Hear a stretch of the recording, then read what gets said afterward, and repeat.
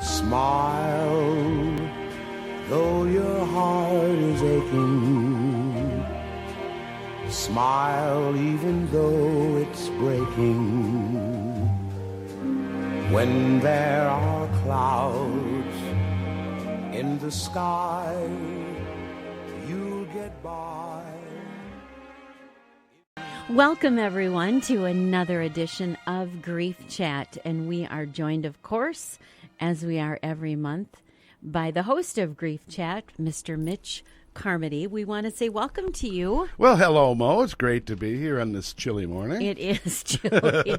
Mitch, how have you been? I know you've been very, very busy. Oh, I've been all over the place. Just got back from Seattle, and it was about 45 degrees out there.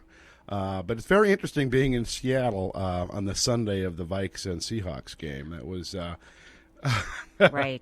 It was kind of funny. I was at the airport waiting to come to Minneapolis because we were 2 hours delayed. We're waiting and waiting and waiting in Seattle to get on the plane.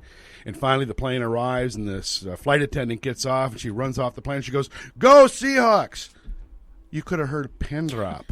And I said, "Ma'am, we're going to Minneapolis." Uh-oh, she said. Then everybody broke out laughing. That's cute. It was funny. That is cute. So in Seattle, why were you in Seattle, please? Oh, I was doing 3 different events in 3 days in Seattle. I flew out there to speak with the mudslide survivors of the Oso mudslide in March 22nd of 2014, which wiped out a whole small neighborhood of 50 homes, killing 43 people and numerous pets. It was awful. I mean, in less than 3.5 minutes, 43 people were dead.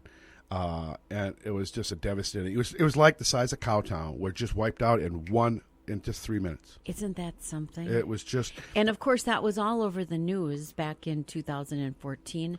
And then, like all of these tragic stories that we hear about, something new tragic happens. And then you sort of, if you don't live in that area, general vicinity, you kind of, it's off the radar. But how have they been? It is off the radar, but, talking to the survivors, it's been almost 2 years. They're now toddlers in their grief, coming up on their, be a 3rd year.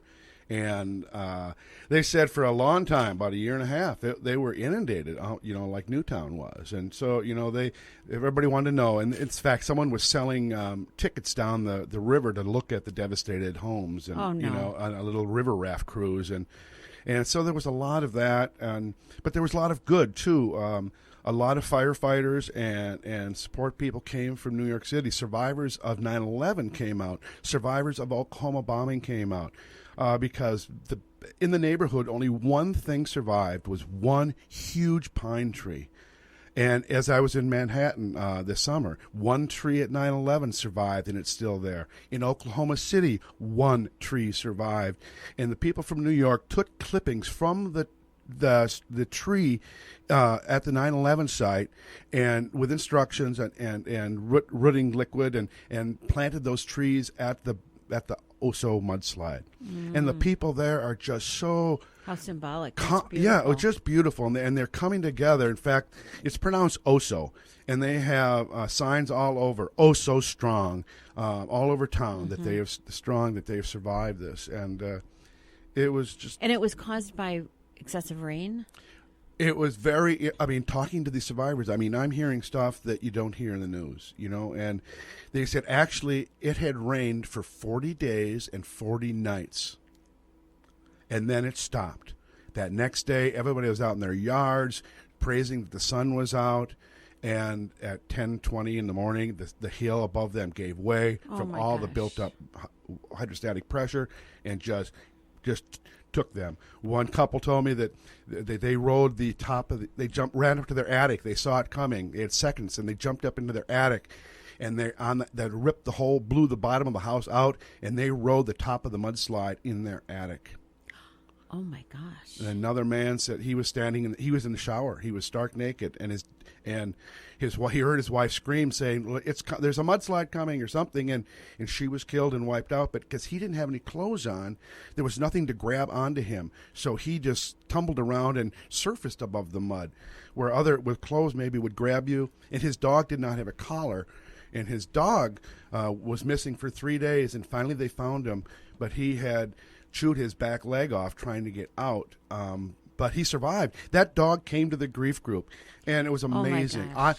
There was 23 people in the grief group and one dog, and this Blue, his name was Old Blue, 3-legged dog running around the room eating carrots, and everybody loved him. He was just such a blessing. I mean, a weird carrot-eating dog, but it was a blessing to the community. Then I talked about the attitude of gratitude in grief. It's hard to really put to say that, to have an attitude of gratitude. But I said, now, don't you all have an attitude of gratitude? Right. That Blue is alive, that Blue is here, and they all agreed, and because Blue is like their comrade, it's like their mascot of survivorship. Wow. And you mentioned it was 10 o'clock in the morning, so was it on a weekend or a weekday? I think it was a weekday because there was one house that was getting built, and the electrician, the plumber, and the AV guy on the roof that was putting up a satellite were all there. All 3 of the contractors were killed, too. Because it was the first day there had been no rain, like I say, in 40 days, right. And so it just took everybody by completely surprise. And they all the survivors landed 500, 600 feet from their homes, out there now, the mud is still there, and I looked on the side of the road. There's 43 arborvitae trees planted with a rock that everybody that has brought their own rock and have their loved one's name on it. One man, he was there at the he was there by himself. He lost his wife and his 3 grandchildren and his son-in-law. What? He had moved them there from Chicago to go to the great Northwest and get out of the city of Chicago and find a safe environment to live. And he now is riddled with guilt that he brought them there. Right. And so that can happen in grief, too. Even though he was trying to supply them with the best of a life, stuff happens. But everybody there also has such an appreciation for the moment. They live by the moment. Are they rebuilding the neighborhood, or is it all gone? No, it's just gone. It's completely gone. It's completely gone. It's just a memorial there. Okay. And FEMA came in to help them out and give them some money to replacement value. But now it's been 2 years. They're starting to nickel and dime them, and it's just sad. They lost everything. All their photographs. I mean, everything they owned was gone. And the neighbor survivors, your whole neighborhood. It affects so many people on the periphery that you have, have no idea how much. Were these houses just swallowed up then? Is that what you're saying? What does this area look like? It's just an empty hill. It looks like a big hill that's got a big chunk out of it, like it was clear cut. And then now the road is like 15 feet higher than it was because there's no way they could remove all this dirt and soil and rock. And it exploded cars. I mean, the pressure was so great, the cars exploded. And then you can't do anything there because the whole area, it's a 1 square mile of mud, and it is now all contaminated because of the asbestos and the fuel oil and the sewage tanks and the cars and the gasoline. It is a dead zone. It's something you don't think about. And but while I was there at the side of the road, there was a half a dozen people that pulled over and paid their respects to those trees. And the big sign that says "Oh, so strong," it was amazing. How big of a town is Oso? Oh, the surrounding communities, about 3 communities of probably about 12 to 1,500 people. Okay, so it's pretty little. It's really a very close knit community. Very close knit. Yes, and a lot of relatives know each other. And they they built around each other, shared their acreage, and built onto it. So, in the whole area, it's funny because there's a lot of rural homes everywhere, scattered all about. But this is one spot where they kind of congregated into a really unique little called the Steelhead community. Just kind of like Cowtown. It reminded me of Cowtown. To imagine if all of a sudden Cowtown was just disappeared. It's just it's hard to describe, really. Yes, I bet it was. I'm just very proud that I could serve that community. I bet. And so you mentioned obviously this all happened to people at the same time, but I would assume, like all grief that we've talked about over the years, people are at different spaces or different places with their grief. Right, because it's such a variety of loss. Right, losing a grandchild, losing a parent, losing a child, losing a wife. Losing one woman lost her she had a whole bunch of puppies and her dog, and lost every animal. And some people were hurt and injured, and But the trauma that they're all living in PTS. They have post-traumatic stress, from this huge trauma that just took over their lives. When you're looking out the window and see the mountain come at you, and it's unbelievable. I know we have these devastations, these tragedies all over the country. We just don't hear about them. No one's ever heard about the Red Lake Massacre in Minnesota. I've talked all over the country. We hear about Newtown, we hear about Columbine, but no one heard about Red Lake. These small communities don't get the attention. And I know that our church is St. Lutheran and Seton helps support Red Lake. But I know we have a caller on the line, too, that Bob Resciniti is a dear friend, and he started a huge foundation in Florida. And his goal is to be helping families and people who have lost a loved one in their life. So it's people like Bob that are really making a difference in this country. Yes, and you mentioned also this what Bob does. Explain a little bit in further detail what he does. Okay. He is the Bob's lost his son Bobby and started the Bobby Resciniti Healing Hearts Foundation, and he built a foundation, a mortar and glass building for free help and grief seminars for people in the Florida area, in the Fort Lauderdale area. Perfect. Well, we are going to go to the phones in just a second. I'm trying to figure out which line he is on. So tell us a little bit more about, you mentioned there were 3 reasons why you were out in Seattle. Oh, yes. I went to the Compassionate Friends group in Bellevue, Washington. The group that, we've had Kathy Seehutter on here before. Of course, yes. And then I also went to TAPS, the Tragedy Assistance Program for Survivor of Military Loss at at Joint Base Lewis McChord, the Army base out there, because of all the losses that we've incurred over the years in the military. Oh, my gosh. We are actually going to go to the phone and talk to Bob. Hello to you, Bob. You are on Grief Chat. Hi, good afternoon. Hey, Bob. Great to talk to you, Bob. Thanks for calling in today. You're welcome. My pleasure. Well, Bob? Tell us about your foundation. There's so many people that may not have heard about the Healing Hearts Foundation and what you do and provide for so many people. Well, thanks, Mitch. First of all, I got to tell you this. I woke up this morning and I was freezing down here in South Florida. It was 59 degrees. Terrible. Yeah, my heart bleeds for you, Bob. Exactly. Yeah, I know. I looked up on, I think it's minus negative 9 degrees there where you're at or something. Oh, yes.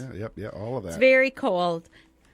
But anyway, we started the foundation in 2007, shortly after we lost our 21-year-old son, Bobby, in a car accident. And we started it because there was such a void. There was such a need for people to help parents. There wasn't much going on. So we started it small, and we had this enhanced vision to really reach out to help people in many different ways. So we do offer grief counseling and group counseling, individual counseling at our center in Coral Springs, Florida. And we do workshops. We bring Mitch in and others in to do grief workshops and healing workshops. And then we have an annual Angel Walk, which is coming up in April 10th, which I guess, Mitch, you won't be able to make that, will you? No, unfortunately, I'll be with TAPS this year. It'll be my first time to miss the walk in all these years. We honor all the angels in this walk, and we put their angel signs along the walk trail. It's a beautiful day. And then we have an annual charity golf and dinner where we raise our money, but more importantly, we get our message out to 700 or 800 people that attended. And I got to say, Mitch, this last year, it was year 9, and Mitch has been with us most of the years. It was a wonderful year, and Mitch did 3 beautiful charcoal drawings, hand done, of these beautiful angels. They were magnificent, and his talent is beyond. I can't even describe how I agree, and Mitch is a fabulous artist. Very detailed and just beautiful. Well, that was a nice bonus for you to receive those drawings. Well, he actually did 3 different families that lost a child. We honored there that night, and Mitch was there to co-present these drawings to these parents, and each one tells a story.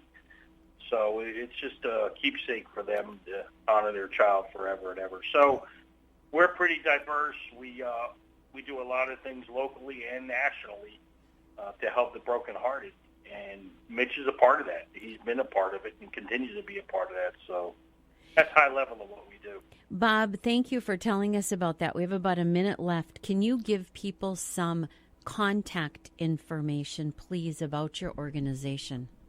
Sure. Well, our website address is angelbobby.org, ANGELBOBBY.org. And all our information about who we are, what we do, is on there. And everything we do is free. So we provide portraits nationally that Mitch draws to parents that lost a child. We do that, and we do pendants and so forth. So you can find everything out on angelbobby.org and get all that information. And we had Louis Anderson, by the way, at our dinner this year. Mitch, wasn't he great? Oh, he is fantastic. And I hear he's doing a show in Duluth now?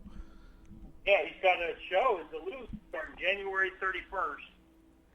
It's the Louis Show. It's going to start on KDWA Channel 3, and it's going to run for 6 weeks, and then if it takes off, they're going to do it nationally. So we're excited about that. I know Louis is excited about that, too. That's great, Bob. I think we'll probably have Louis on the show, too. So I really appreciate you calling in, Bob, and I'm sorry I missed our walk, but we'll be in contact soon, buddy. Bob, thanks for calling in. Again, if you want more information about Bob's organization, angelbobby.org.